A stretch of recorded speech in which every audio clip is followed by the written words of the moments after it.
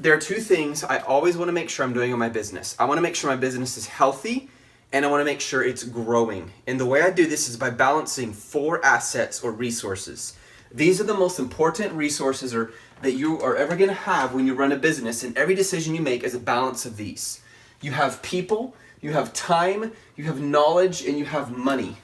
Do you like my artwork? It wasn't really my artwork. My daughter did this for me, which I really appreciate. This is very important. And in my opinion, the number 1 most important thing is people. The number 2 is time, 3 is knowledge, 4 is money. They all matter. But I believe I put them in this order for a reason. And so here's what you do. When you make a business decision, you have these resources, you look at them. How do you know which one to spend the most of? Because you can spend more time and spend less money.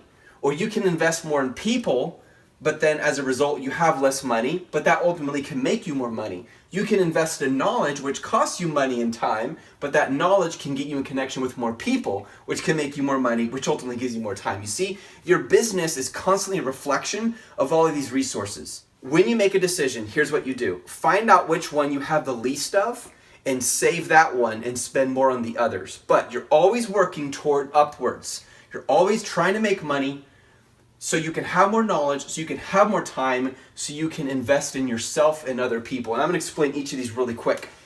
With people, I'm talking about investing in you and others. I'm talking about quality of life.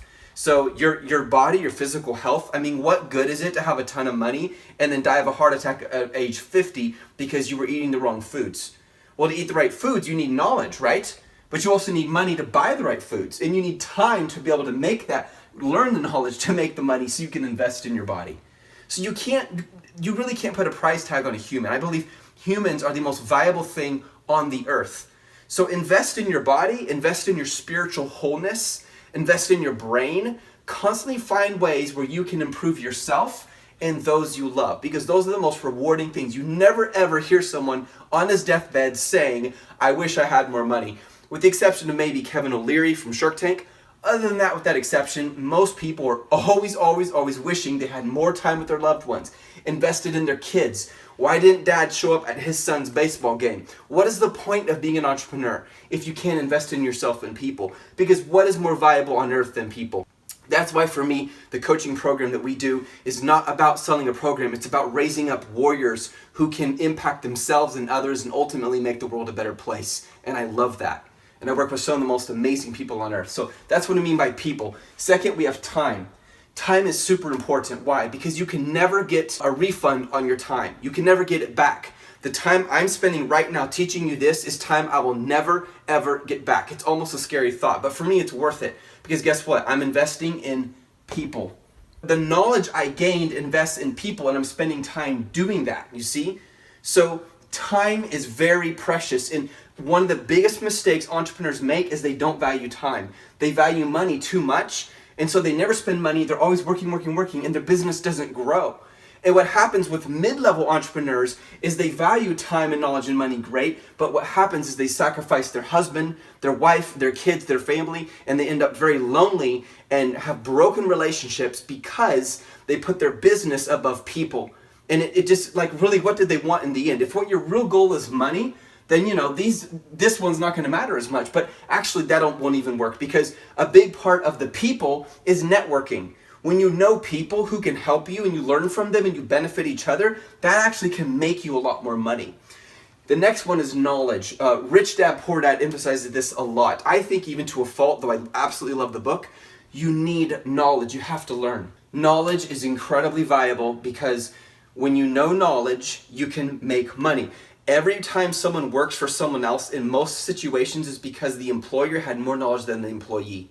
And therefore, that's why the employer makes a lot more money than the employee. There's nothing wrong with it. But what you want to do, if you're going to start your own business, gain knowledge and you can become the employer. You can be the person providing other people jobs. One of the coolest things about what we do is we get to hire people and pay them well. I love that. The first time I got to hire someone to clean one of our condos, I felt so good that we were helping this person take care of their bills, their needs, by providing them with work. Well, there's no way I couldn't have done that if I didn't set out to start a new business and try something different and find a way to make money. And then finally, you have money. Money matters. I'm not one of those, oh, if you want riches, then you're some really bad, ungodly, evil person. A lot of people have this idea that rich people are greedy, filthy people. Actually, most rich people are very disciplined. That's why they're rich. They're smart, they're wise, and they don't want attention. The people who who are very public and are wealthy are very few. Most of us like to be introverts because we don't want people liking us for the wrong reason. In fact, when you're rich, you will get a lot of people drawn towards you, and some for the right reason, and a lot for the wrong reason. They just want to use you or get something from you. I'll never forget, who was it? Was it Donald Trump or someone said this? One of these very rich people, I think it was either Donald Trump or Tony Robbins. One of them said this. He said, people are constantly coming after me and wanting something from me. And usually they ask one of three things, but most of them, they either want a job or they want a favor. But most of them don't ask, teach me. Teach me so I can do what you do. And they always respected those who valued knowledge, but also respected their time. Okay, so money matters because if you don't have money, you can't buy the things you love. You have to worry about your needs. You don't want to have to worry about your needs. And when you have money, you can employ people, give them jobs, so that you have more time to spend with your loved ones. And in that time, you also can increase your knowledge. You see that? So they all work together. So I'm going to give you 5 examples of how to balance these as you go through the processes of building a business on Amazon. Number 1, the start stage. We teach this in our program. The start stage is where you're setting up your business, how to do taxes, what kind of company you're going to be, and pretend that you're trying to decide if you should be a sole proprietor or an LLC. If you are very limited on funds, you're going to become a sole proprietor first and later an LLC, because it's much less expensive to be a sole proprietor than an LLC. So in that situation, because you're low on money, you're going to protect it, and you have more time and you're low on knowledge, you're going to go ahead and save money and be a sole proprietor. Now it's going to end up costing you more time because later you have to go back and reset up your company. It'll cost you time, but because you're low on money, you're going to save this one. Now your goal is ultimately to get where you have more money so you can save more time, because time is a greater asset. It's a greater resource than money. Money serves to help you build more time. Now let's look at a different scenario. Let's pretend you were in the find stage, the stage where you're researching for products and you're trying to find a product to source and sell. And you find this product and it has massive demand, but the competition is really stiff. So you realize it's going to cost a lot of money and I need a lot of knowledge to beat the competition. But right now you're still learning, so your knowledge is low, your money is low. So what you're going to do is, instead of going with the super high demand but also tough competition product, you're going to go with a product that has a little less competition, a little less demand, but is safer.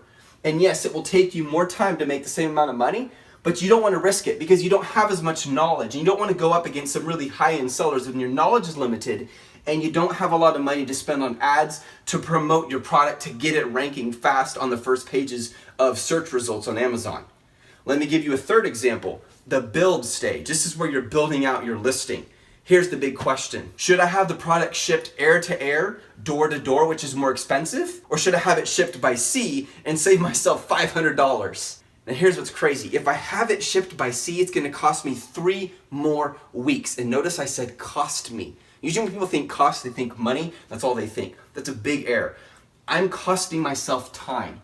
And if by now, if my knowledge has grown quite a bit, and my money's begun to grow and I have more money, I should spend those extra $500, have it shipped to me within a week. Because I guarantee you in those 3 weeks, you can probably make a lot more than $500. Then waiting 3 weeks, delaying your success, you save $500, but you lost 3 weeks. Was that worth the $500 you saved? Not if you can make more than $500 in those 3 weeks. So that's an example where you're going to save time and you're going to spend more money. Now let's say you get to the launch stage. You're ready to launch your product. And you're going to run some ads on Amazon to promote it and get it ranking. And you're sitting here going, okay, how much should I spend a day? $5 a day or $150 a day? How do you decide which? I mean, there's advantages. If I do $5 a day, I'm spending less money. But if I do 150, I'm going to find out what keywords it's ranking for, and I'm going to rank a lot faster. Again, it's a balance of resources. If your knowledge is strong and you understand ad campaigns well, and your money is okay, it's decent, you're not scraping, I would rather do the 150 a day for a couple weeks, really quickly find out what the best keywords are for that product so I can optimize my listing, sell it faster, get it on the front page, and in the end, I not only save time because my knowledge was strong, but I also make more money. So I'm spending more up front to make more money later. That's an example where you would save time. Let me give you one more example. You get to the point where you're in the final stage, the grow stage, and you're starting to make really good money. And you're actually doing, like, let's just say $50,000 a month revenue, and you're taking home $30,000 a month. You're growing a legitimate business. And you're sitting there going, you know, the problem is I spend all my time optimizing my listings, running ad campaigns, talking to suppliers about issues we need to deal with, and dealing with difficult customers. And trust me, you will get difficult customers who are high maintenance.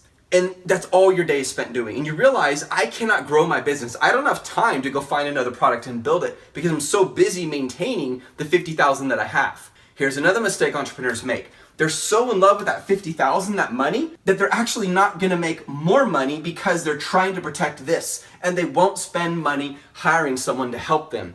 You might need at this point to give up $10,000 a month or something, hire someone to do all these tasks, train them, and now you have time to go and find more products because you have knowledge. Now you've given yourself time, you're investing in a person, remember the people side, you're giving them a job, you're training them, which is gonna make you better at what you do, and now you have more time, and in the end, you will make more money. You'll give up $10,000 a month now to make another $30,000 a month later because you balanced your resources. People who do not balance these 4 resources end up doing one of 2 things. Either their business becomes very unhealthy, or it doesn't grow, or worst case scenario, both. So here's what you do. You look at these resources before you make any major decisions, and you ask this question: which one am I lacking the most? Do I need to invest in more people? Do I need to network? Is my health deteriorating? Do I need to invest in my knowledge? If that's so, protect that. Or maybe it is, my knowledge is limiting, so I need to focus on learning more and training myself. Or maybe my money is limited, so I need to spend more time working on the business instead of spending time or spending money hiring people to help me, and I can get more money. Then once I have more money, I can hire more people, invest in them, spend money on them. I have more time, I can build my business, and then I have time to do the things I love with the people I love, because that is the whole point behind it. This is Seth, keeping it real. I hope you have an awesome day, and I wish you success. Have a good night.